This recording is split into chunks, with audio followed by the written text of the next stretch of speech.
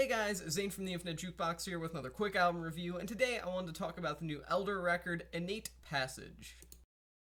Innate Passage is the latest studio album from American stoner rock band Elder, one of the more interesting and more standout acts coming out of the modern day stoner rock / stoner metal scene, as well as one of the more well-loved bands coming out of stoner rock and metal at the moment, with even 2017's Reflections of a Floating World being a record that found a lot of praise critically and within the stoner community as well, making for something that actually stood out as a very noteworthy and must-listen kind of album for not only metalheads and rock fans, but generally music geeks like myself. So it's always interesting to see this band come out with a new record and prove that stoner rock as a subgenre really still does have its place in a relatively popular conscience.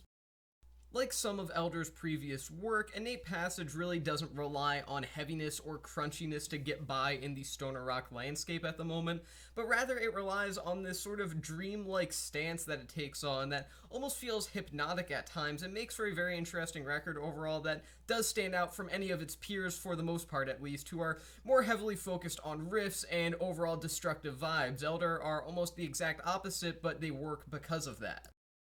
I will say that the record never really lets up with this hypnotic stoner sound, and it does get to be a bit old after a while, especially considering all of these songs are relatively long by the standards of a lot of casual music listeners, meaning that this album can feel extremely overwhelming at times, especially for those not familiar with stoner rock and metal sounds that really do define the genre, and even people who aren't familiar with Elder, even if you are familiar with those genres. So nonetheless, I will say that this is a flawed album, but it is also a consistent album at that.